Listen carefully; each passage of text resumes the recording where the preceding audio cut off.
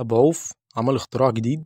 بدل البن عمل سوداني بالجبنة الشيدر، اسمه كركي تقريبا كده، أو كراكيري تقريبا.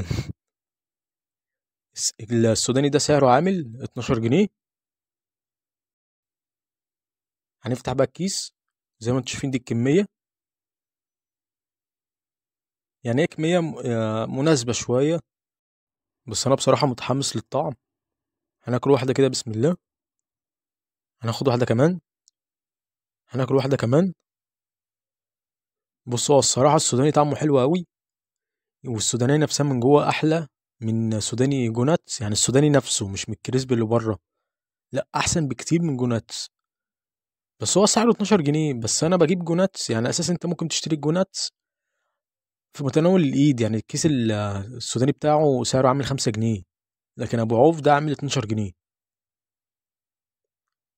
فأنتوا حرين طبعا، شوفوا اللي أنتوا عايزينه، بس أنا أفضل كطعم أبو عوف، فهيبقى تقييمي ليه 10 من 10. متنسوش تعملوا لايك وتشتركوا في القناة. ونرجع تاني ومعانا سوداني جوناتس بطعم جديد، بطعم الطماطم والريحان، سعره عامل 5 جنيه. هو أنا في الفيديوهات التانية جربت طعم الجبنة الشيدر وطعم الساور كريم، هتلاقوا فيديو من الفيديوهات دي موجودة تحت.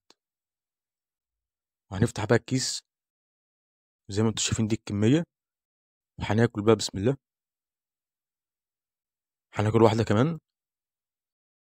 هو كريسبي وطعمه كويس أوي، فهيبقى تقييمي ليه 5 من 10.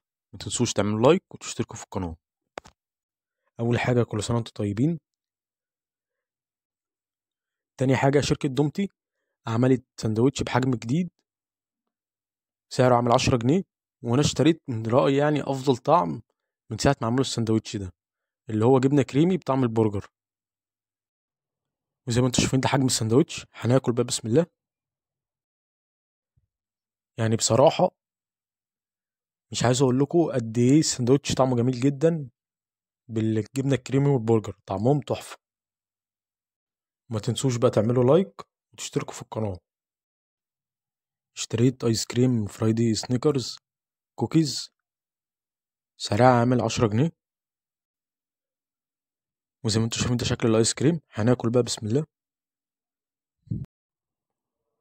هي عبارة عن من بره شوكولاتة وايت شوكليت، وفيها حتة كوكيز اللي هو بسكوت الكوكيز، ومن جوه الشوكولاتة دارك. بس هو بصراحة طعمها حلو، فتقييمي ليه هيبقى 8 من 10. مرضتش اديها 10 من 10 لأنه بصراحة مسكرة أوي بزيادة. ما تنسوش تعملوا لايك وتشتركوا في القناة.